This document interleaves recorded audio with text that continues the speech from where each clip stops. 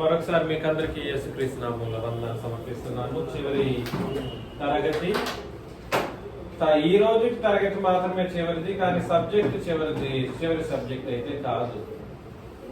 ఈ రోజు తరగతికి తెలియజేయవలసినటువంటి తరగతి తప్ప సబ్జెక్టు ఎండింగ్ లేదు. ఇది ఎండింగ్ లేని సబ్జెక్ట్ అన్నమాట. కాబట్టి విశ్వాసము, మనుషులందరూ ఏదేదో కారణాలు చెప్తూ ఉంటారు విశ్వాసానికి.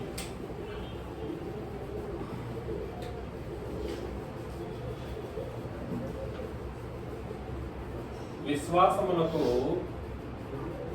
కారణములేవి ఏమిటి? విశ్వాసమునకు కారణములేమిటి? విశ్వాసమునకు కారణములు ఏమిటి? మొట్టమొదటిగా ఎవరైనా కూడా సరే దేవుని యందు క్రీస్తునందు విశ్వాసం ఉంచారు అని అంటే మాత్రం కారణం ఏమిటో అపోస్తల కార్యములు 18వ అధ్యాయం 8వ వచనం చదివితే, అపోస్తల కార్యములు 18వ అధ్యాయం 8వ వచనంలో ఆ సమాజ మందిరపు అధికారి అయిన క్రిస్పు తన ఇంటి వారందరితో కూడా ప్రభువు నందు విశ్వాసం ఉంచెను. ఎవరి యందు విశ్వాసం ఉంచెను? ప్రభువు నందు విశ్వాసం ఉంచెను. మరియు కొరింథీయులలో అనేకులు విని విశ్వసించి బాప్తిస్మము పొందిరి. సో విశ్వాసానికి మొట్టమొదటి కారణం ఏమిటి?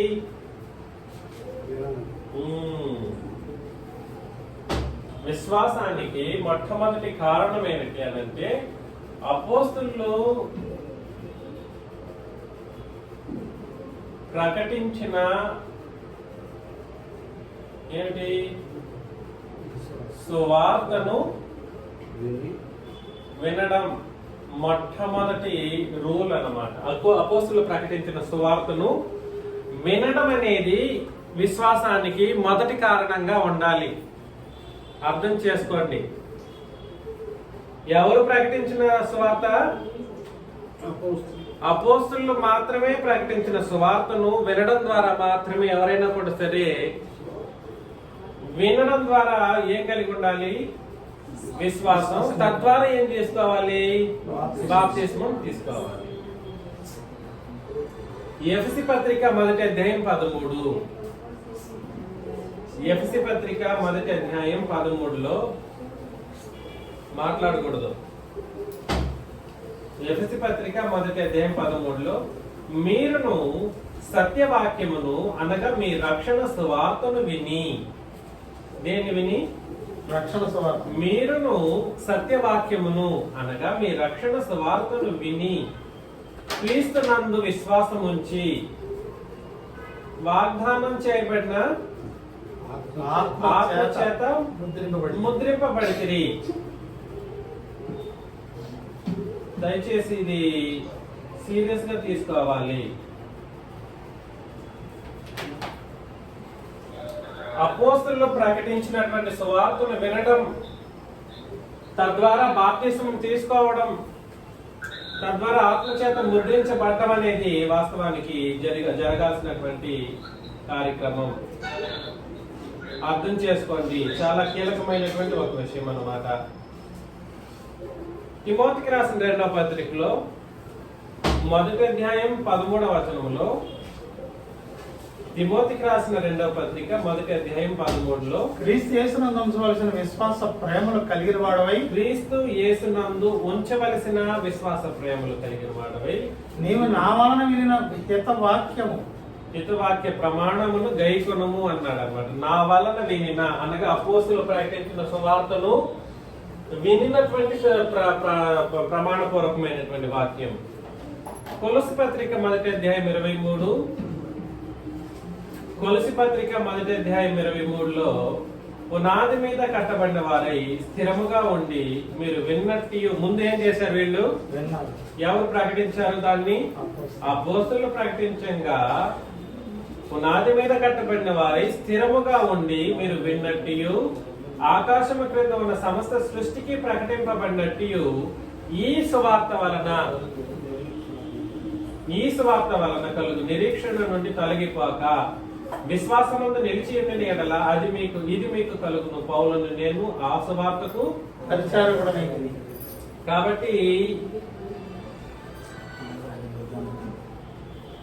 కాబట్టి దయచేసి గుర్తించండి, విశ్వాసానికి మీ విశ్వాసాలకు కారణం ఏమై ఉండాలి? ఏమై ఉండాలి కారణం విశ్వాసానికి? నీకు దేవుణ్ణి నువ్వు నమ్ముకున్నావంటే ఏంటిది? కారణం ఏమిటి? అపోస్తలులు ప్రకటించిన సువార్తను ముందు ఏం చేయాలి? వినడం. రోమాపత్రిక 10వ అధ్యాయం 17వ వచనం. కాగా వినుట వలన విశ్వాసము కలుగును, వినుట క్రీస్తును గూర్చిన మాటల వలన. వినే రావాలి, ఇక్కడికి వినకుండా రావడానికి లేదు. అందుకే నేను బాప్తిస్మం ఇవ్వడానికి ముందు వాళ్ళకి వినిపిస్తా. ఖచ్చితంగా ఏది వినిపిస్తానంటే అపోస్తలులు ప్రకటించిన సువార్తనే వినిపిస్తా. ఎవ్వరు వచ్చినా కూడా సరే, వాళ్ళు మేము 10 సంవత్సరాల కాలం పాటు మేము క్రీస్తు సంఘంలో ఉండి నేర్చుకున్నామంటే కూడా నాకు దగ్గర కుదరదు. నేను చెప్పవలసిన సువార్తను అనగా క్రొత్త నిబంధన సువార్తను వినిపించి వాళ్ళ అంగీకార యోగ్యమై మాకు మీరు ఇచ్చే బాప్తిస్మం అవసరమని వస్తేనే నేనైనా బాప్తిస్మం ఇస్తాను. మీరు బాప్తిస్మాలు తీసుకున్న వాళ్ళందరూ కూడా సరే, అపోస్తలులు ప్రకటించిన సువార్తను నేను మీకు వినిపించడం ద్వారా మాత్రమే మీకు బాప్తిస్మం అనేది ఇవ్వడం జరిగింది. అది ఒకటే రూల్. వేరే రూల్ అంటే ప్రపంచంలో బైబిల్లో కానీ ప్రపంచంలో కానీ మరొక రూల్ లేదు. అర్థమవుతుంది? విశ్వాసానికి కారణం ఏమై మాత్రమే ఉండాలి? అపోస్తలులు ప్రకటించినటువంటి సువార్త.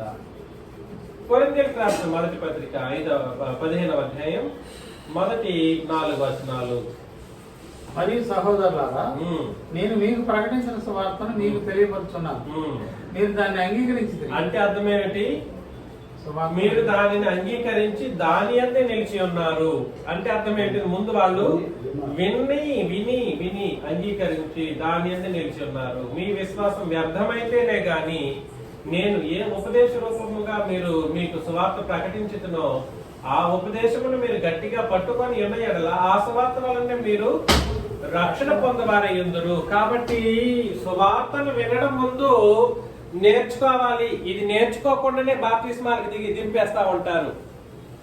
ఈ సువార్తను వినిపించే పరిస్థితే లేదు ఇప్పుడు ప్రపంచం. నేను ఒక్కడి తప్ప, లేదా మన సంఘం తప్ప, మన బోధనలు అనుసరించే ఇతర ప్రీచర్లు కానీ తప్ప ఇప్పుడు ఎక్కువ మంది అయ్యారు. అంతకు ముందు చాలా చాలా తక్కువ మంది.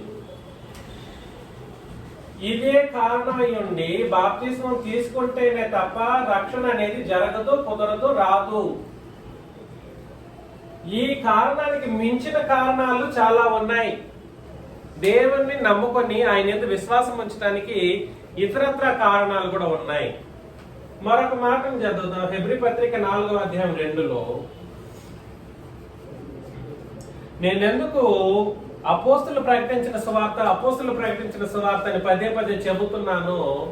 ఇక్కడ వ్యత్యాసం కనబడేటట్లుగా లేఖన భాగం రాయబడింది. వారికి ప్రకటింపబడినట్లు మనకును సువార్త ప్రకటింపబడిను అని అన్నాడు. వాళ్ళు ఎవరు? ఇశ్రాయేలీ. వాళ్ళకు కూడా ఏం ప్రకటించబడింది? సువార్త ప్రకటించబడింది. అయితే వాళ్ళకు ప్రకటించబడిన సువార్త క్రీస్తు మరణ సమాధి పునరుత్థానం అనబడినటువంటి సర్వలోకానికి ప్రకటించవలసిన క్రొత్త నిబంధన సువార్త కాదు. వాళ్ళకి ప్రకటించబడినటువంటి సువార్త ఇశ్రాయేలు సంబంధమైన వారి పాపములకు తగినటువంటి పరిహారం నిమిత్తమై బోధించవలసినటువంటి సంగతులు వాళ్ళకి ప్రకటించిన సువార్త.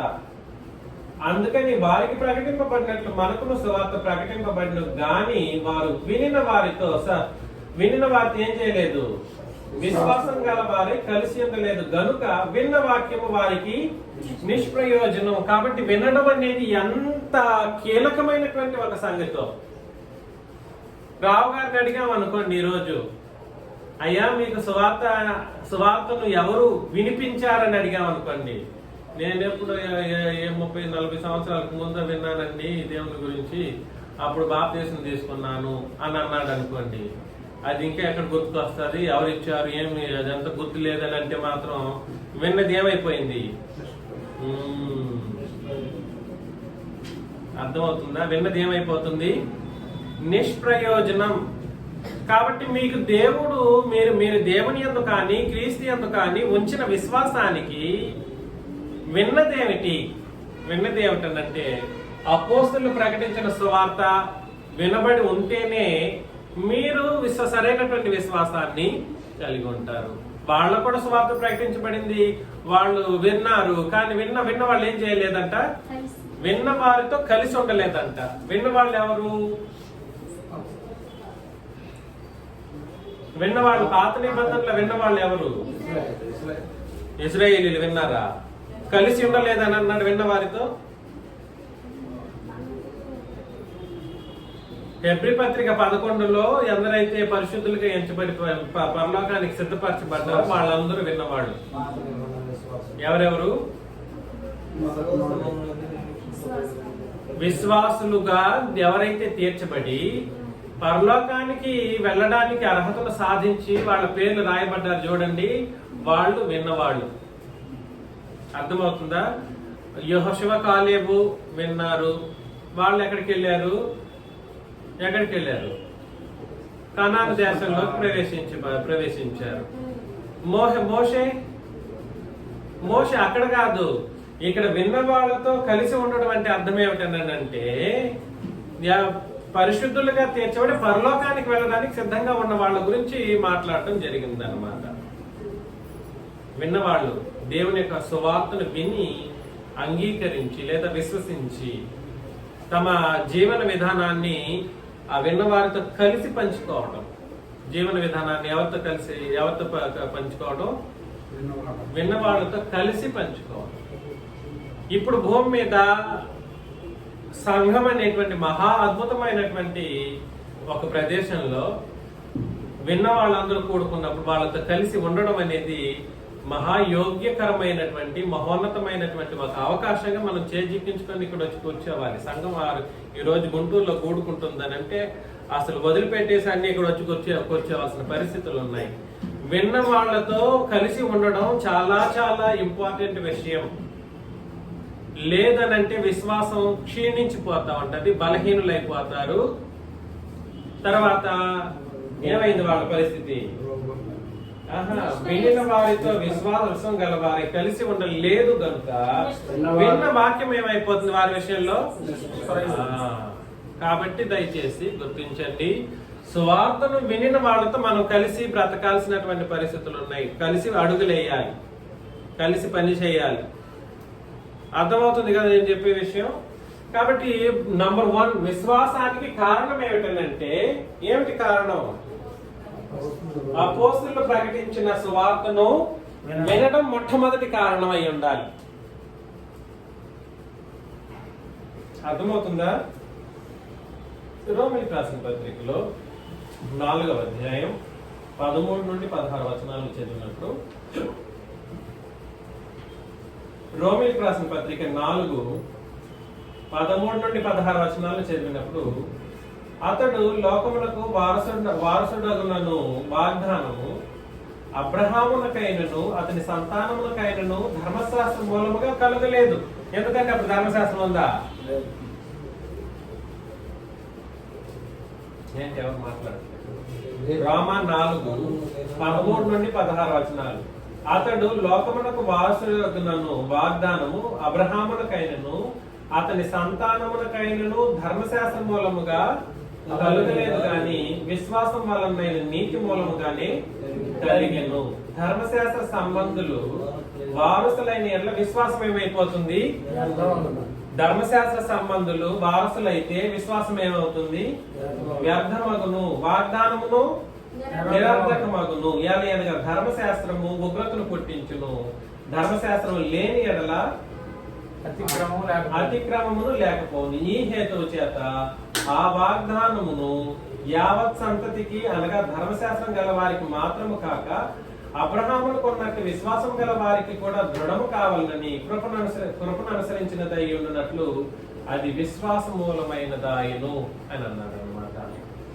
ధర్మశాస్త్రము ఇప్పుడు నీకు విశ్వాస కారణంగా ఉండడానికి అవకాశం ఉందా? రెండవ రూల్, నీ విశ్వాసానికి కారణం ఏమిటి అని అంటే, నేను ధర్మశాస్త్రం అని అన్నాను అనుకోండి, ధర్మశాస్త్రం వల్ల ఏం కలుగుతుందో అక్కడ చెప్పేశాడు. విశ్వాసం ఏమైపోతుంది? నిరర్థకమైపోతుంది. కాబట్టి ఏది ఉండకూడదు అని అంటే, ధర్మశాస్త్రాన్ని బట్టి నీ విశ్వాసాన్ని, ధర్మశాస్త్రమును బట్టి ఏం కలగకూడదు చెప్పండి. విశ్వాసానికి కారణం ధర్మశాస్త్రం కాకూడదు.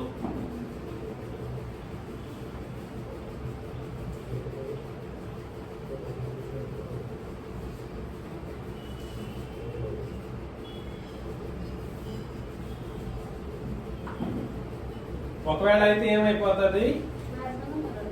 ఏం వ్యర్థమవుతుంది?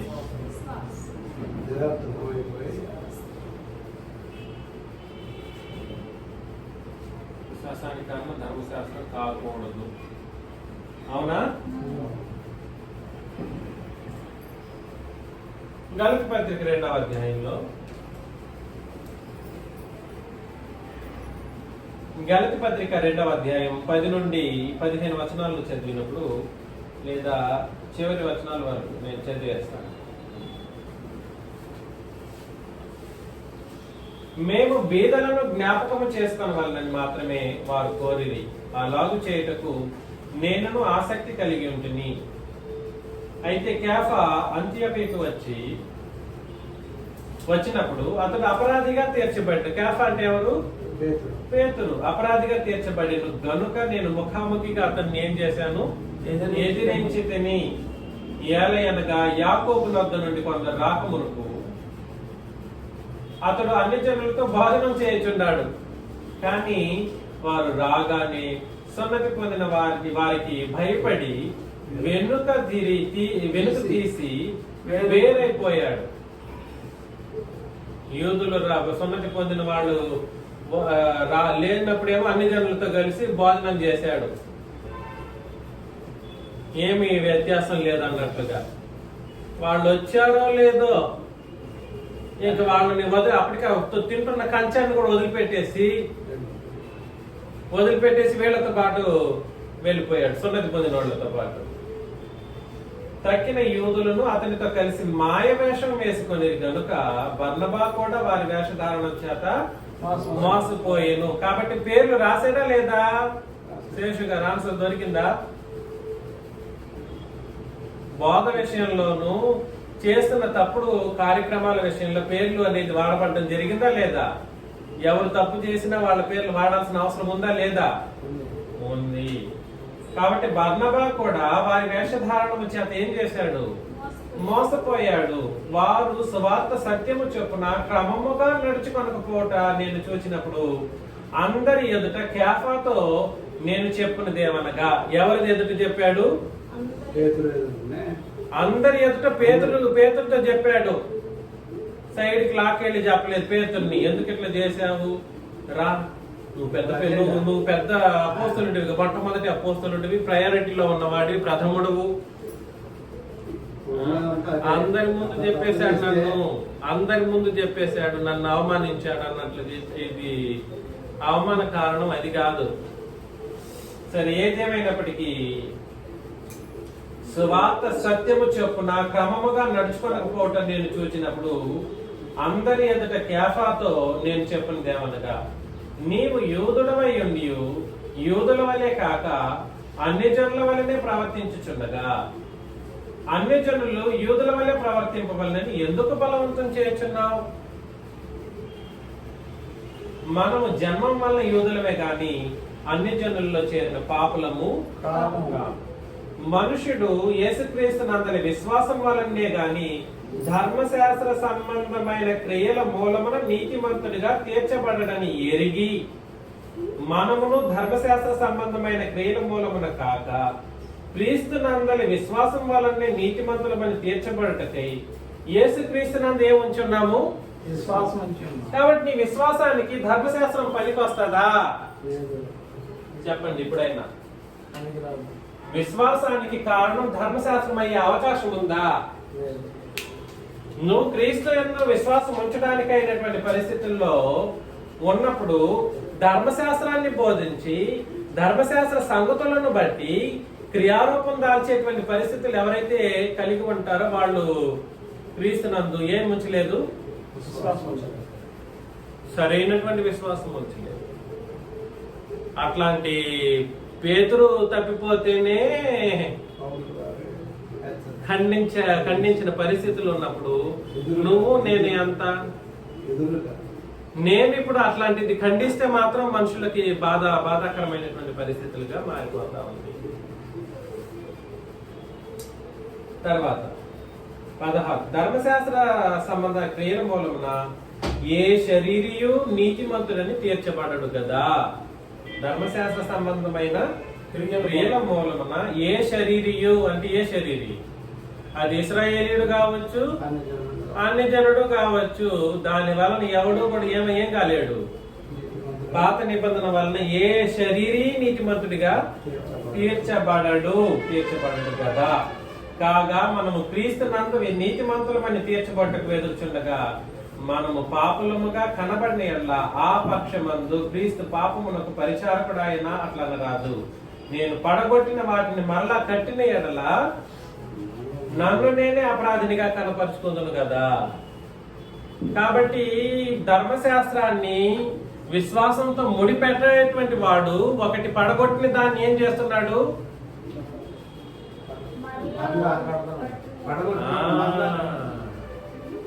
ఏ సిలువలో మహాయాగంగా తన శరీరాన్ని సమర్పించుకొని క్రీస్తు ధర్మశాస్త్రాన్ని పడగొట్టాడు. తన శరీరాన్ని సమర్పించుకోవడం ద్వారా మహాయాగంగా తన శరీరాన్ని సమర్పించుకొని అత్యంత దారుణమైనటువంటి రీతిలో వధించబడినటువంటి పరిస్థితుల్లో తన శరీరాన్ని అర్పించుకొని ప్రతి శరీర భాగము బాధపరచబడినటువంటి స్థితిలో ఆయన ధర్మశాస్త్రాన్ని పడగొడితే దాన్ని మరలా కడితే దాని అర్థం ఏమిటంటే నువ్వు పాపిగా ఉండడానికి ఇష్టపడుతున్నావని అర్థం అన్నమాట. నేను పడగొట్టిన వాటిని మరలా కట్టిన యెడల నన్ను నేనే అపరాధినిగా కనపరుచుకుందును కదా. నేనైతే దేవుని విషయమై జీవించిన నిమిత్తము ధర్మశాస్త్రం వలన ధర్మశాస్త్రం విషయమై ఏమయ్యాను? చచ్చిన వాడినైతిని. ధర్మశాస్త్రం వలన ధర్మశాస్త్రం విషయమై ఇంతకు ముందు కూడా చాలా సార్లు చెప్పాను. ఏమిటి ధర్మశాస్త్రం వలన ధర్మశాస్త్రం విషయమై?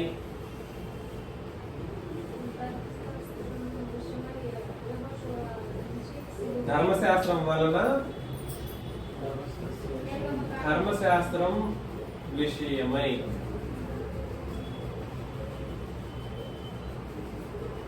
ధర్మశాస్త్రం వలన అంటే ధర్మశాస్త్ర ఆజ్ఞలు.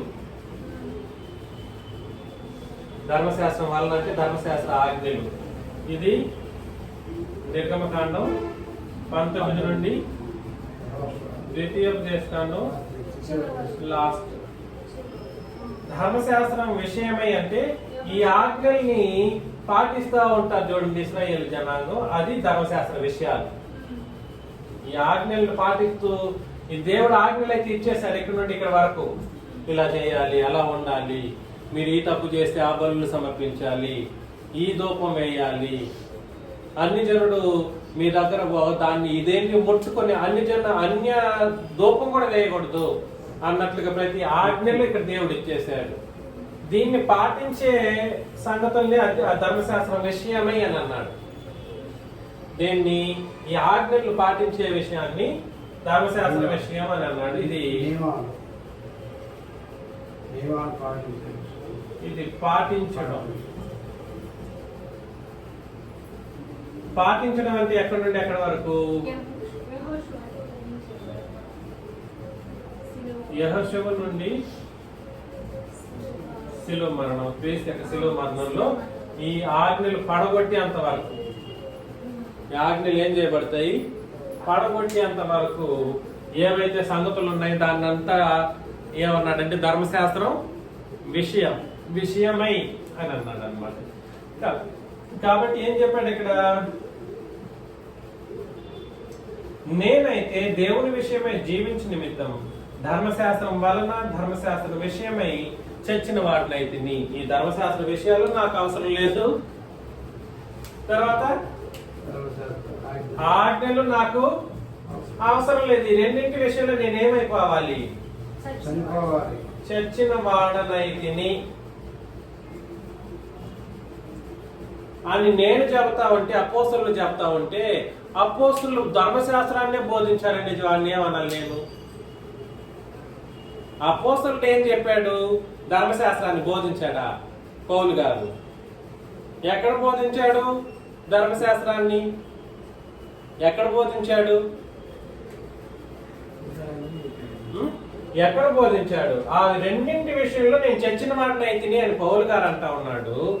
నేను ఆ రెండింటి విషయంలో ఎవడైనా కూడా చావాల్సిందేనా నాయనలారా? వాళ్ళే చనిపోయారు, నువ్వు ఎంటైటిల్ అవ్వడానికి అవకాశమే లేదని అన్నప్పుడు నా దగ్గర చెప్పే దరిద్రులు ప్రతి ఒక్కడు కూడా సరే ఏమంటాడు? అపోస్తలులు ధర్మశాస్త్రం లేకుండా బోధనే చేయలేదని అంటాడు. నీకు తెలిసింది అది. కాబట్టి నేను క్రీస్తుతో కూడా శిలువ వేయబడి ఉన్నాను, ఇక నువ్వు జీవించేవాడను నేను కాను, క్రీస్తే నా యందు జీవించుచున్నాడు. నేనిప్పుడు శరీరమందు జీవించుచున్న జీవితం నన్ను ప్రేమించి నా కొరకు తను తాను అప్పగించుకున్న దేవుని కుమారుని అందరి విశ్వాసం వలన జీవించుచున్నాను. ఇక మీదట జీవిస్తే ఈ రెండింటి విషయంలో చచ్చిపోవాలి. దేవుని కుమారుని అందరి విశ్వాసం వలన జీవించాలి. కాబట్టి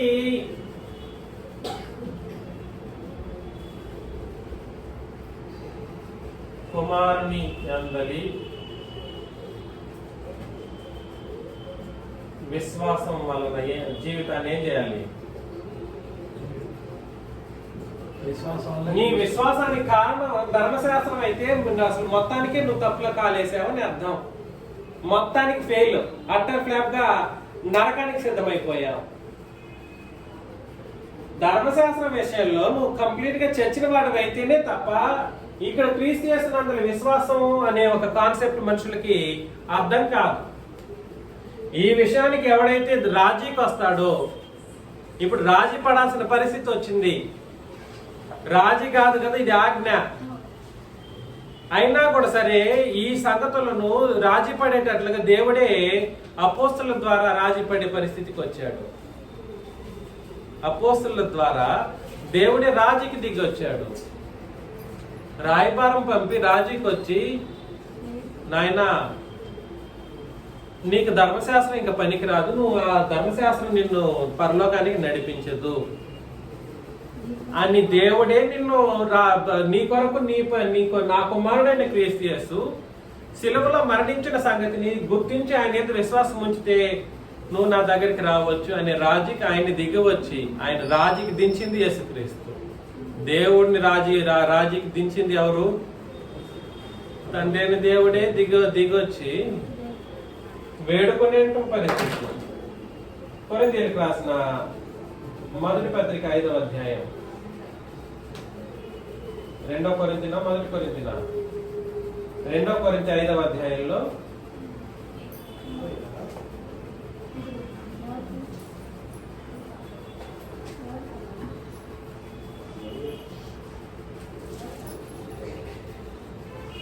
ఐదవ అధ్యాయం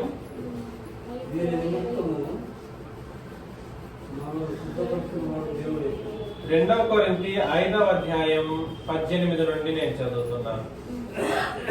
సరే 16 నుండి. కావున ఇక మీదట మేము శరీర రీతిగా ఎవరినైనను ఎరగం.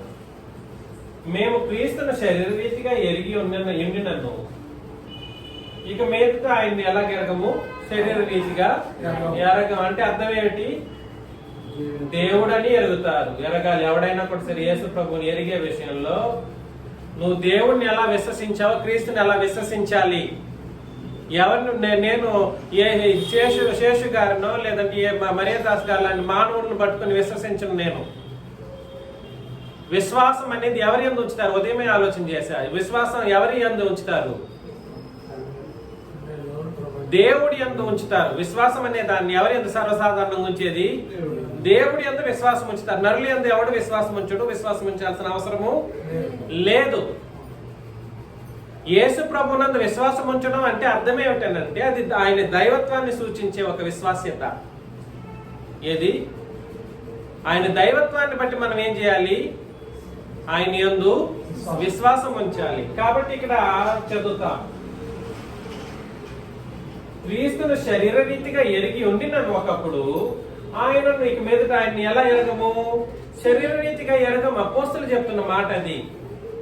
ఇప్పుడు చెప్పేవాడు ప్రతి ఒక్కడు యేసు ప్రభు యోహాను సువార్త 4వ అధ్యాయంలో 23-24 వచనాలు చూపెట్టి ఆయన శరీర రీతిగా బ్రతికిన దాన్ని చూపెట్టి యేసు ప్రభు చెప్పిన మాట, ఆ దేవుడిని నా యేసు క్రీస్తు నా ప్రభు ఎవరిని ఆరాధన చేశాడో ఆ దేవుడిని ఆరాధన చేస్తున్నానని చెప్పుకుంటూ ఉంటారు. ఎవరిని? ఏం చెప్పాను? నా దేవుడు నా ప్రభు ఏ దేవుడిని ఆరాధించాడో ఆ దేవుడిని నేను కూడా ఆరాధిస్తానని చెప్పుకొని అబద్ధాలు పలికేటువంటి పరిస్థితి. ఇక్కడ ఆయన శరీర రీతికి ఎరిగి ఉన్నోళ్ళే ఏం చెప్తున్నారు?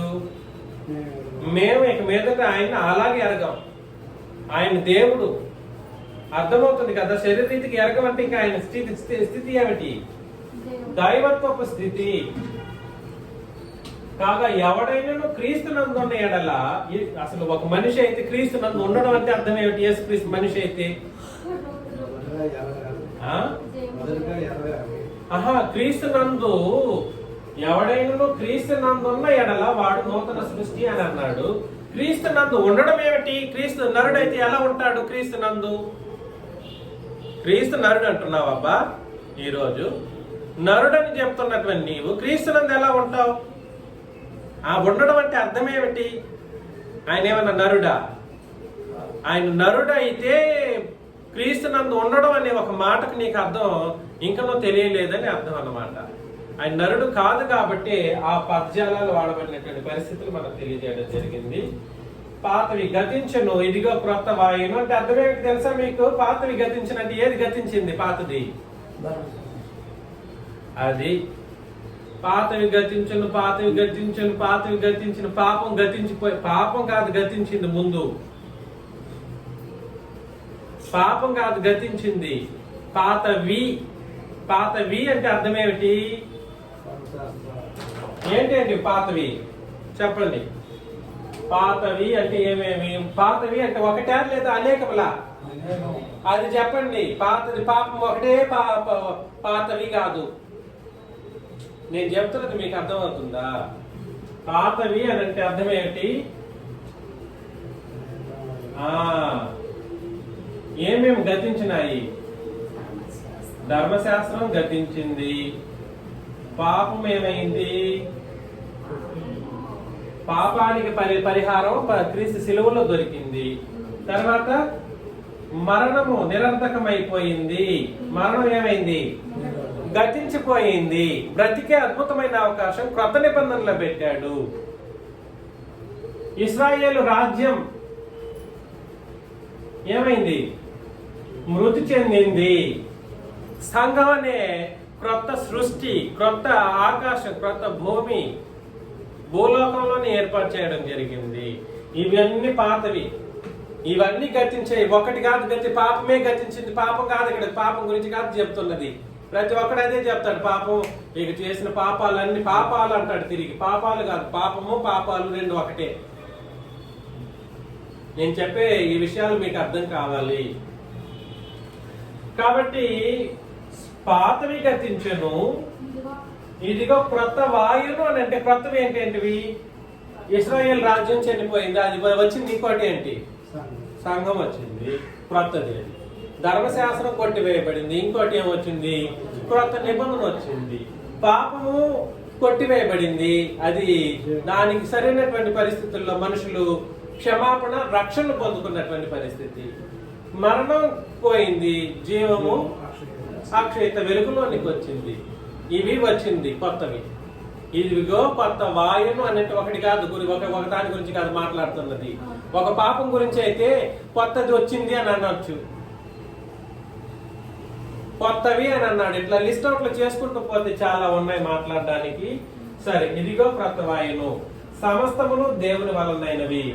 ఆయన మనలను క్రీస్తు ద్వారా తనతో సమాధాన పరుచుకుని ఆ సమాధాన పరచు పరిచర్యను మాకు అనుగ్రహించును. అదేమనగా దేవుడు వారి అపరాధములను వారి మీద మోపక క్రీస్తునందు లోకమును తనతో సమాధాన పరచుకొనుచు ఆ సమాధాన వాక్యమును మాకు అప్పగించెను.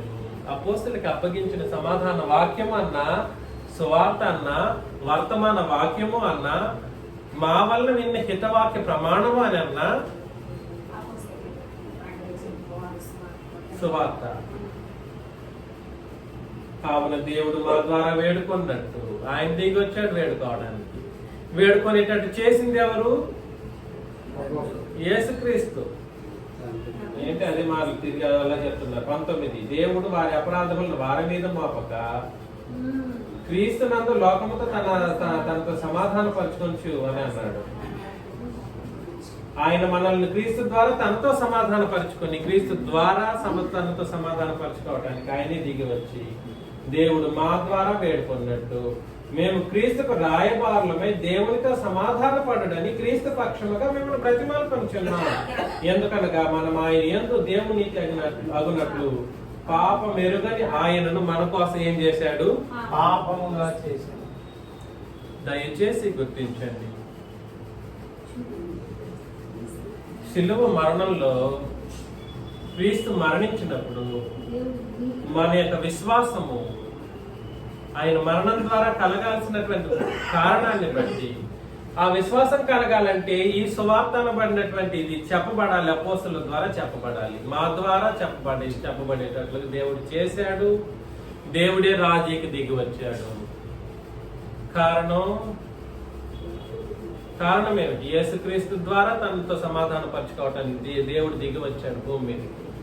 అపోస్తలుల ద్వారా వేడుకున్నాడు. అప్పుడు అపోస్తలుల బోధ ద్వారా ఈ రోజు,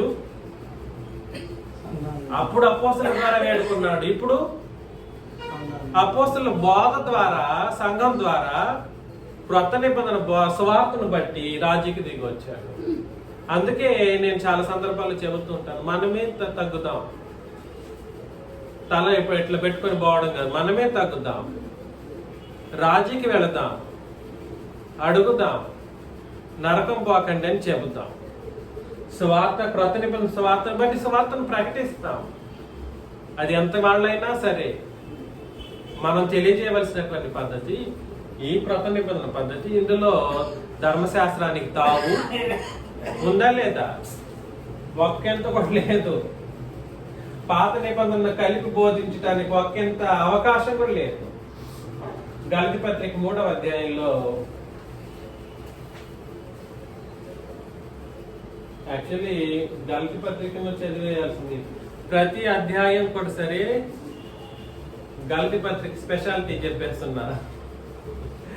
గలతీ పత్రిక స్పెషాలిటీ నీ విశ్వాసానికి ధర్మశాస్త్రం కారణం కాదు అని రుజువు చేయడం. ప్రతి 6 అధ్యాయాల్లో విశ్వాసానికి ఏది సరిపోదు?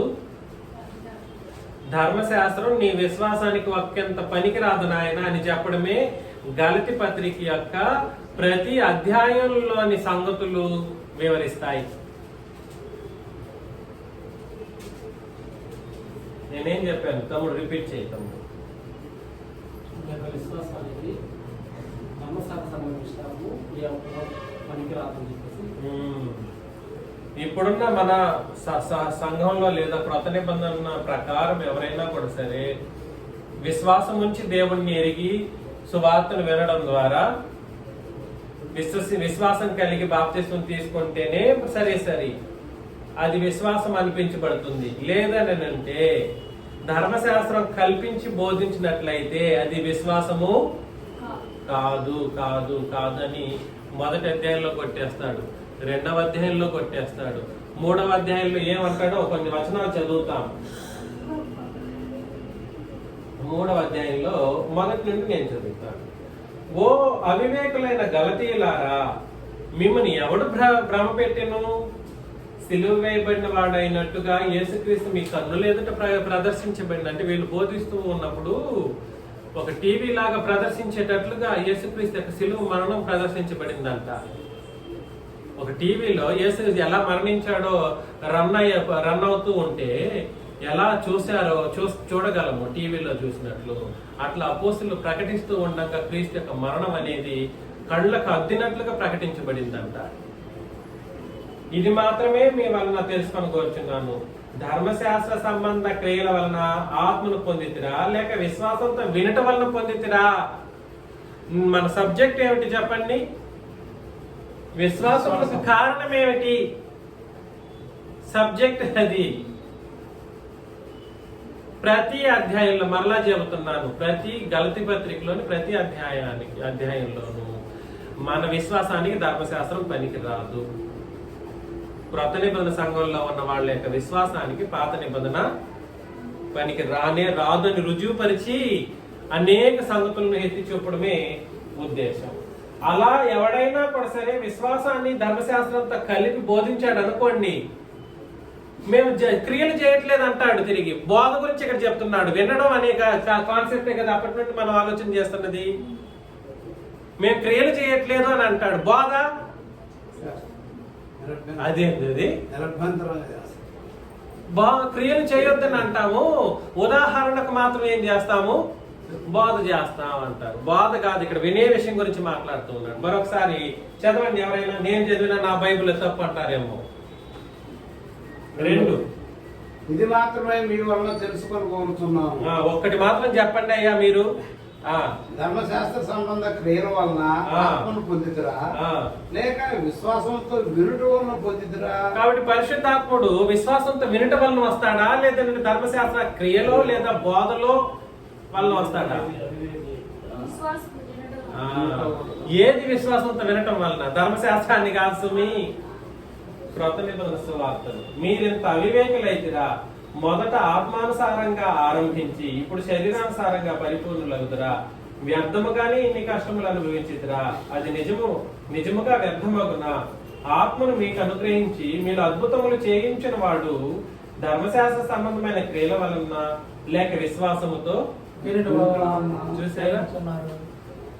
చూసారా? అబ్రహాము దేవుని నమ్మెను, అది అతనికే నీతిగా ఎంచబడిన. అబ్రహాము విశ్వాసం నిన్ను నీతిగా ఎంచదు, నిన్ను నీతిమంతునిగా తీర్చబడనివ్వదు. కాబట్టి విశ్వాస సంబంధులే అబ్రహాము కుమారులని మీరు తెలుసుకొనుడి. దేవుడు విశ్వాసం మూలమున అన్ని జనులు నీతిమంతులుగా తీర్చునని లేఖనము ముందుగా చూచి నీ యందు అన్ని జనులందరూ ఆశీర్వదింపబడదురని అబ్రహామునకు సువార్తను ముందుగానే ప్రకటించను. అలా చెప్పుకుంటూ వస్తూ 23 విశ్వాసం వెల్లడి కాలేదంటాడు. ఏంటండి 23లో? ధర్మశాస్త్రం ఉన్నంత కాలం విశ్వాసము వెల్లడి కాలేదు. 26 క్రీస్తు యేసునందు మీరందరూ విశ్వాసం వలన దేవుని కుమారులై ఉన్నారు అని అన్నాడు అనమాట. కాబట్టి దయచేసి గుర్తించండి మన విశ్వాసాన్ని. 4వ వచనం 21 ఒకసారి చదవండి. 4వ అధ్యాయం 21. ధర్మశాస్త్రమునకు లోబడి ఉండకూడదు వారులారా, మీరు ధర్మశాస్త్రం వినట్లేదా? కాబట్టి క్రియ ఒకటేనా? వినడం కూడా సరే. ధర్మశాస్త్రాన్ని వింటేనే ఏం చేస్తారు? క్రియారూపం దాల్చడానికి ఆయన ప్రయత్నం చేస్తారు. అలాంటి ధర్మశాస్త్ర బోధనలు విపరీతంగా బోధించినందుకు నేడు ఈ గుంటూరు ప్రాంతాల్లోని యూదులు తయారయ్యారు. ఈ గుంటూరు శివారు ప్రాంతాల్లోనే యూదులు తయారయ్యారు. ఇంకా యెహోవా సాక్షులు మారారు. ఇంకా యెహోవాని మాత్రమే ఆరాధన చేయాలని దేవుడు అక్కడనే దరిద్రులు తయారయ్యారు. దీనికంతటికి ఇన్ని తప్పుడు బోధలకి కారణం ఏమిటంటే ధర్మశాస్త్రపు కల్పిత బోధ మాత్రమే. ధర్మశాస్త్రమే అన్ని తప్పుడు బోధలకి కారణం ఏమిటనంటే ధర్మశాస్త్రాన్ని కలపడం. ఇది మాత్రం గుర్తు పెట్టుకోండి. మ్యూజికల్ ఇన్స్ట్రుమెంట్స్ వాయించడానికి కారణం ఏమంటారు? వాళ్ళు కాదు, ధర్మశాస్త్రాన్ని చదవడం. ధర్మశాస్త్రంలో దావీదు తంబుర సితార అనే ఇన్స్ట్రుమెంట్స్ వాయించడం. ఇలాగా ప్రపంచంలో ఉన్న ప్రతి తప్పుడు బోధలకి పునాది వేసింది ఏమిటి అని అంటే ధర్మశాస్త్రం ఒకటే కాదు, ధర్మశాస్త్రాన్ని దీంతో కలపడం. పాయిజనస్ బోధలు ఇవి. ఎట్లాంటి బోధలు? విషపూరితమైనటువంటి బోధలు. పాయిజనస్, వెరీ వెరీ పాయిజనస్ బోధలు. It is to be pious బోధలు, అంటే భక్తికి సంబంధించినటువంటి బోధగా ఉండాలి. దయచేసి గుర్తించండి. చేతులు తట్టకుండా ఉండలేకపోతున్నాడు రావు గారు. ఎందుకు? చేతులు, చప్పట్లు, వాయిద్యాలు ఇవన్నీ వాడి వాడి వాడి పాత నిబంధన లేఖన భాగాలను ఆలోచన చేసి చేసి చేసి ఏమైంది? అలవాటు అయింది. ఆటోమేటిక్ గా చేతులు కొట్టడం. మర్యాదాస్ గారు కూడా ఒక దొర వేశాడు అంతకుముందు. నేను అది కూడా గమనించా. కారణం ఏమిటంటే చిన్నతనంలో దాని యొక్క ఇన్ఫ్లుయెన్స్ ఇంకా ఉంది. నేను దయచేసి గుర్తించండి, ప్రతి ఒక్క తప్పుడు అలవాట్లకు గాని, ప్రతి ఒక్క తప్పుడు సిద్ధాంతాలకు గాని, ప్రతి ఒక్కరు నరకం నేడు పోబోతున్నారు అనడానికి గాని కారణం ఏమిటంటే ధర్మశాస్త్రం. ఈనాడు రేపు ఈ గర్భాపసి అని చెప్పేసి లోకంలో ఉన్నవాడు ఏం చేస్తున్నాడంటే తిరిగి హిందూయిజంలోకి వెళ్ళిపోతున్నాడు. కారణం ఏమిటంటే ధర్మశాస్త్రంలో కొన్ని ఏదో తప్పులు ఉన్నాయని ఎత్తి చూపించి అర్ధరహితంగా, అది అర్ధవంతంగా ఉండదు, అర్ధరహితంగా తప్పులు ఉన్నాయని చెప్పుకొని అటువైపు తిరిగి వెళ్ళిపోతూ ఉన్నారు. దానికి కారణం ఏంటిది? ధర్మశాస్త్రమే. కాబట్టి ధర్మశాస్త్రం ఎంతటికి దారి తీస్తుందనంటే డైరెక్ట్ నరకానికి దారి తీస్తుంది. ఎక్కడికి దారి తీస్తుంది? పాత నిబంధన 5వ వచనం, 5వ అధ్యాయం, గలతీ పత్రిక 5వ అధ్యాయంలో కూడా సరే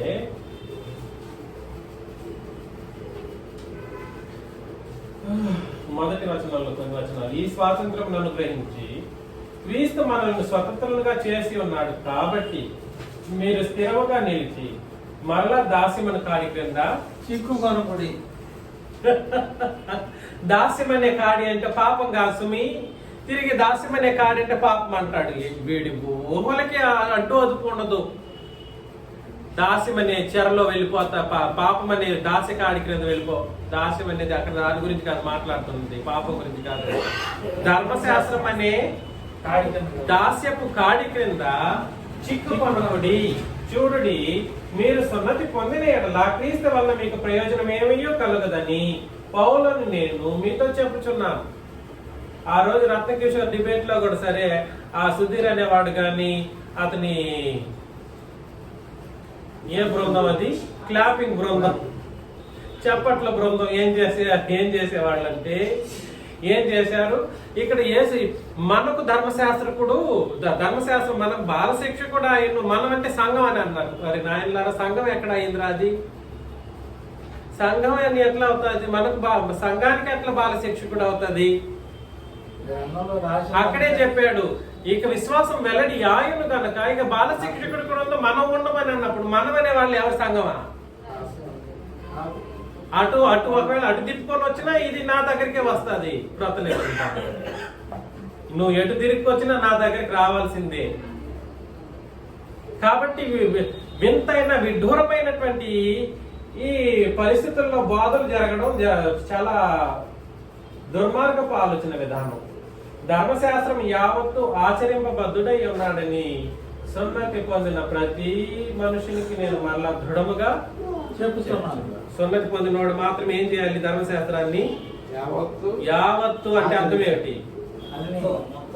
కొన్ని వచనాలు కావాలి పాత నిబంధనలో. నాకు బాధ కంటే కుదరదు, ఇక్కడ అన్ని జరిగిస్తే కొన్ని కావాలంటే కుదరదు. ఇదేమి పప్పు బెల్లం కాదు, లేదా ఏదో అంటారు చూడండి, కొంచెం ఇచ్చేసి చాలించి పంపించడానికి. నువ్వు ధర్మశాస్త్రాన్ని పాటించాలనుకున్నావా? జరిగిస్తే అన్ని జరిగించు. ఎట్లా? అన్ని. ఒకటి కాదు, ఒకటి జరిగిస్తాను మిగిలిన వదిలిపెట్టేస్తానన్నా కుదరదు, లేదా 99 జరిగించి ఒకటి వదిలిపెట్టేస్తానన్నా అన్నిట్లో ఫెయిల్ అయిపోతావు. కాబట్టి ఇక్కడ దాస్యమని కాడి అనేది దేనికి సంబంధించిన మాట? ధర్మశాస్త్రం అనే దానికి సంబంధించింది. మీలో ధర్మశాస్త్రం వలన నీతిమంతులను తీర్చబడి వారెవరు? వారు క్రీస్తులో నుండి ఏం చేయబడతారు? బొత్తిగా వేరు చేయబడి ఉన్నారు, కృపల నుండి తొలగిపోయి ఉన్నారు అని అన్ని గలతీ పత్రికలో ఉన్న ప్రతి అధ్యాయము మన యొక్క విశ్వాసానికి కారణం ధర్మశాస్త్రం కాదు, కాకూడదు, కానేరదు అన్నటువంటి సత్యాన్ని తెలియజేస్తూ వస్తూ ఉంటుంది. 6వ అధ్యాయంలో కూడా అదే మాట చెప్తాడు, రిపీటెడ్ గా చెప్తాడు. అర్థం అవుతుంది కదా అని నేను చెబుతున్న సంగతులు. మొదటి కారణం ఏమిటంటే, విశ్వాసంలో కారణం అవ్వాల్సింది ఏమిటంటే అపోస్తలుల బోధనను, అపోస్తలులు ప్రకటించిన సువార్తను వినడం ద్వారా మాత్రమే నీకు విశ్వాసము ఉండాలి, నీ విశ్వాసానికి కారణమై ఉండాలి. ధర్మశాస్త్రం అనేది నీ విశ్వాసానికి కారణం అవడానికి వీలు లేదు. మార్క్స్ వార్తలో 16వ అధ్యాయం, మార్క్స్ వార్త 16, 15 నుండి 20 వచనాలు నేను చదువుతాను. మార్క్స్ వార్త 16, 15 నుండి 20 వచనాలను చదివితే, మరియు మీరు సర్వలోకములకు వెళ్లి సర్వ సృష్టికి సువార్తను ప్రకటించుడి.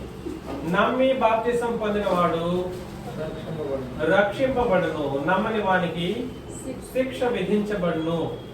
నమ్మిన వారి వలన ఈ సూచక క్రియలు కనబడును. ఏ సూచక క్రియలు? ఏవనగా నా నామమున దయ్యములను వెళ్ళగొట్టుదురు. ఎవరితో చెప్తున్నాడు? మీరు సర్వలోకమునకు వెళ్ళి అంటే మీరు అంటే అపోస్తలులు, శిష్యులు చెప్పండి, చెప్పకండి. అపోస్తలులు వాళ్ళు, శిష్యులు అంటే మనం కూడా శిష్యులం అవుతాం. అక్కడ ఉన్న వాళ్ళు ఇతర శిష్యులు అయితే వాళ్ళు కూడా ఏం చేయాలి? అద్భుతాలు సూచక్రియలు చేయాల్సి వస్తుంది. వాళ్ళు చేయరు. ఇక్కడ మీరని చెప్పబడిన వాళ్ళు ఎవరు? అపోస్తలులు మాత్రమే. మీరు సర్వలోకమునకు వెళ్ళి సర్వ సృష్టికి సువార్తను ప్రకటించుడి. పంపబడిన వాళ్ళు ఎవరు? అపోస్తలులు. నమ్మిన వారి వల్ల ఈ సూచక క్రియలు కనబడును. ఏమనగా నా నామమున దయ్యములను వెళ్ళగొట్టుదురు. మీరు అంటే ఎవరు? వాళ్ళు అపోస్తలులు. క్రొత్త భాషలు మాట్లాడుదురు. ఎవరు వాళ్ళు? అపోస్తలులు. పాములను ఎత్తి పట్టుకొందురు. ఎవరు వాళ్ళు? మరణకరమైనది ఏది త్రాగినను అది వారికి హాని చేయదు.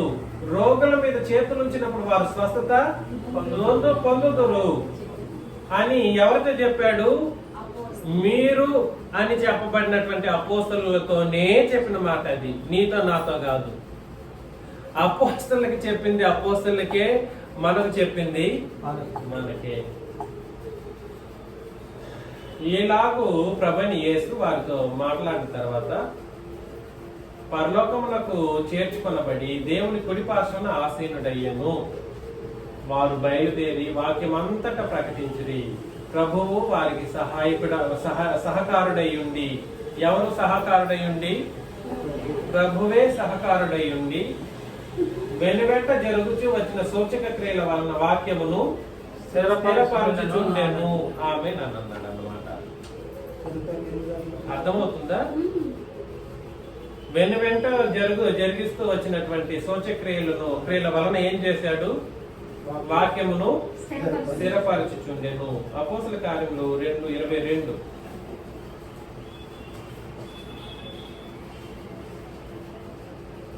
ఇశ్రాయేలు వారులారా, ఈ మాటలు వినుడి. దేవుడు నజరేయుడగు యేసు చేత అద్భుతములను, మహత్కార్యములను, సూచక క్రియలను మీ మధ్యన చేయించి ఆయన తన వలన మెప్పు పొందిన వారిగా మీకు కనబర్చను. తన వలన ఆయన ఎవరు? తండ్రైన దేవుడే యేసు ప్రభువుని మహిమపరిచాడు అని రుజువు కోసం ఏం చేయించాడంట? భూమి మీద యేసు ప్రభు బ్రతికినప్పుడు అద్భుతములు, మహత్కార్యాలు, సూచక క్రియలు ఇశ్రాయేలీల మధ్యలో చేయించాడు. అపోస్తల కార్యములు 4:16. ఈ మనుషులను మనమేం చేయదాం? వారి చేత ప్రసిద్ధమైన సూచక క్రియ చేయబడి ఉన్నదని యెరూషలేములో కాపురమున్న వారందరికీ స్పష్టమే. అది జరగలేదని చెప్పజాలము. 4:22. స్వస్థపరచుట అను ఆ సూచక క్రియ ఎవరి విషయంలో చేయబడిన వాడు 40 ఏళ్ల కంటే ఎక్కువ వయసు గలవాడు. అపోస్తల కార్యం 8:13. అప్పుడు సీమోను కూడా నమ్మి బాప్తిస్మం పొంది ఫిలిప్పును ఎడబాయికుండి సూచక క్రియలను గొప్ప గొప్ప అద్భుతములను జరుగుట చూచి విభ్రాంతి నొందెను. సీమోన్ అంటే ఎవరు?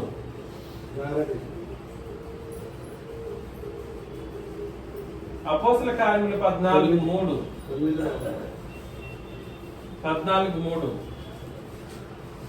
కాబట్టి వారు ప్రభువును ఆనుకొని ధైర్యముగా మాట్లాడొచ్చు. అక్కడ బహుకాలము గడిపిరి.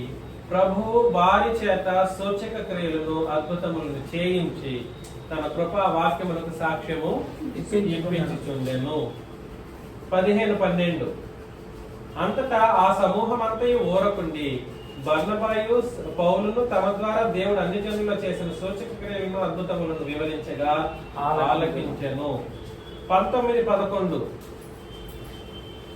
దేవుడు పౌలు చేత విశేషమైన అద్భుతములను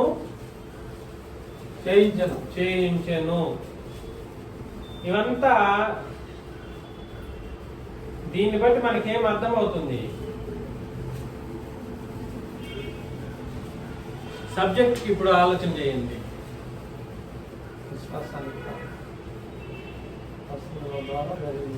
ఎవరైనా కూడా సరే దేవుని యందు క్రీస్తునందు విశ్వాసం ఉంచడానికి కారణం అద్భుతముల సూచక్రియలు మహత్కార్యాలు కాదు. మొదటలో అపోస్తలులు వాటిని బోధిస్తూ ఉన్నప్పుడు ఏం జరిగింది? వాక్యం స్థిరపరచడం కొరకు ఇలాంటి కార్యక్రమాలు జరుగుతూ వచ్చాయి. కృపావాక్యములకు సాక్ష్యం ఇప్పించడం కొరకు అలాంటి కార్యక్రమాలను, మహోన్నతమైనటువంటి కార్యక్రమాలను అపోస్తలులు చేశారు. అపోస్తలు చేయడంతో పాటుగా అపోస్తలు చేతులుంచిన వాళ్ళు కూడా చేశారు. అయితే సంగతి ఏమిటనంటే అది మన యొక్క విశ్వాసములకు కారణం, అద్భుతములు కాదు. అద్భుతములను జరిగించడానికి కారణమైన వాక్యం. అద్భుతములను జరిగించడానికి కారణమైనటువంటి వాక్యమే ఏమై ఉండాలి? మన విశ్వాసానికి కారణమై ఉండాలి. ఇంతకు ముందు కూడా చేసిన గలతీ పత్రిక 3:5 ఆత్మను మీకు అనుగ్రహించి మీలో అద్భుతములు చేయించువాడు ధర్మశాస్త్ర సంబంధమైన క్రియల వలన లేక విశ్వాసముతో వినుట వలన చేయించుచున్నాడు. అప్పుడు మొదటి శతాబ్ద కాలంలో అపోస్తలులు విశ్వాస సంబంధమైనటువంటి సంగతులు బోధిస్తూ ఉన్నప్పుడు విన్న వారికి ఏం జరుగుతూ వచ్చేది? అద్భుతములు, సూచక్రియలు, స్వస్థత, మహత్కార్యాలు జరుగుతూ వచ్చేవి. కారణం ఏమిటంటే విన్న వాళ్ళు విశ్వాసానికి కారణమయ్యేటట్లుగా జరిగేదన్నమాట. వినడం, వీళ్ళు బోధిస్తూ ఉండగా వినేటువంటి ఒక పరిస్థితి. ఇది గుర్తు పెట్టుకోండి దయచేసి. హెబ్రీ పత్రిక 2:4 అనేక సార్లు చదివాం. హెబ్రీ పత్రిక 2:4 దేవుడు తన చిత్తానుసారముగా సూచక్రియల చేతను, మహత్కార్యముల చేతను, నానా విధములైన అద్భుతముల చేతను, వివిధములైన పరిశుద్ధాత్మ వరములను అనుగ్రహించుట చేతను వారితో కూడా సాక్ష్యం ఇచ్చుచుండగా, దేని చేత సాక్ష్యం ఇస్తూ ఉండేవాడు మొదటి శతాబ్ద కాలంలో దేవుడు? అద్భుతములు, మహత్కార్యాలు, సూచక్రియలు. ఎందుకనంటే అది దేవుని వాక్యమని రుజువు చేయాలని అంటే ఇట్లాంటివి జరిగించి తీరాల్సిందే. అర్థమవుతుంది కదండి? వారితో కూడా సాక్ష్యం ఇచ్చుండగా వినిన వారి చేత మనకేం చేయబడింది? ఆల్రెడీ అది సంపూర్తి చేయబడి దృఢంగా నీకు చేయబడి 66 పుస్తకాల రూపంలో దాంట్లో మనకు సంబంధించినటువంటి నిబంధన ఏదైతే ఉందో మన నిబంధన ప్రకారం మీరు విశ్వాసంగా కలిగి ఉండాలి. ధర్మశాస్త్రం చెల్లుబాటు కాదనడానికి అనేక లేఖనాధారాలతో చూపిస్తూ మనకు దృఢపరిచి ఇచ్చేసిన తర్వాత ఇంకా అద్భుతాలు జరుగుతూ ఉంటాయా? ఇంకా జరుగుతూ ఉంటాయా? ఇంకా జరగదు. కాబట్టి దయచేసి గుర్తించండి, రక్షణ సువార్తను వినడం ఇంపార్టెంట్. ఇప్పుడు నీకు దృఢపరిచి ఇచ్చేసిన తర్వాత నువ్వు వినడమే చేయవలసిన పరిస్థితి. తద్వారా మాత్రమే నువ్వేం కలిగి ఉండాలంటే విశ్వాసం కలిగి ఉండాలి. కానీ ఇక దేన్ని బట్టి చేయకూడదు? ధర్మశాస్త్రాన్ని బట్టి కానీ అద్భుతాలు జరిగిస్తాడు ఇక దేవుడు. అప్పుడు చేసిన దేవుడు ఇప్పుడు చేయడానికి అంటే అదంతా లాజికల్, పనికిరాని లాజికల్ ఇక్కడ అప్లై చేయకూడదు. ఎప్పుడు చేసిన దేవుడు? అప్పుడు చేసిన దేవుడు ఇప్పుడు ఎందుకు చేయట్లేదు? ఎవరో ఒకడు అడిగారు. అప్పుడు చేసిన దేవుడు ఇప్పుడు ఎందుకు చేయడంటే ఇప్పుడు దృఢపరిచి ఇచ్చేసాడు, అప్పుడు దృఢపరచలేదు. కృపావాక్యానికి సాక్ష్యం ఇప్పించడం కొరకు అలాంటి కార్యక్రమాలు చేయించాడు. అది అయిపోయింది, నీకు స్థిరపరిచి ఇచ్చి అయిపోయింది. అయిపోయిన తర్వాత నీకెందుకు తిరిగి కావాలి అద్భుతాలు సూచక్రియలు? దయచేసి గుర్తించండి. ఇప్పుడు ఏం చెప్పాడంటే అనారోగ్య స్థితుల్లో ఉన్నప్పుడు స్వస్థతను అనుగ్రహించునని దేవుడు అనడు, ఖచ్చితంగా అనుగ్రహిస్తాడు. అది స్వస్థత లేదా మహత్కార్యాలు లేదా మనకు తెలియకుండానే మన యొక్క విశ్వాసాన్ని బట్టి జరిగే కార్యక్రమమే తప్ప అది ఖచ్చితంగా జరిగి తీరాలన్నట్లుగా జరిగించే ఒక కార్యక్రమం లాంటిదేమి. నీ ఇబ్బందులు ఇక్కట్లు ఎట్లాంటి నువ్వు ఎక్కలేనంత కొండంత ఇబ్బంది వచ్చినా కూడా సరే సునాయాసంగా అద్భుతమైన రీతిలో మహత్కార్యాల రూపంలో నీ విశ్వాసాన్ని బట్టి మార్చేయగలడు తప్ప మార్చే తీరుతాడని నువ్వు కూర్చుంటే ఏమి జరగదు. అర్థమవుతుందా? అద్భుతాలు చేసే తీరుతాడు నా దేవుడు అని కూర్చున్నావు అనుకో, పోతావు. అర్థమవుతుంది నేను చెప్తున్నది? విశ్వాసానికి కారణం అద్భుతాలు సూచక్రియలు కాదు, అవి జరగడానికి కారణం ఏమిటి? సువార్త, వాక్యాన్ని స్థిరపరిచేటువంటి ఒక కార్యక్రమం, అంతే తప్ప ధర్మశాస్త్రం దానికి పనికి రాదు. ఈ విషయాలు మీరందరూ గుర్తు పెట్టుకొని దీని ప్రకారం ఉండాలని, ఇదే విషయాన్ని అనేకులకు తెలియజేయాలన్నటువంటి సంగతులను మీకు హెచ్చరిస్తూ ముగిస్తున్నాను. క్రీస్తు యేసు నామములో మీకు అందరికీ వందనాలు.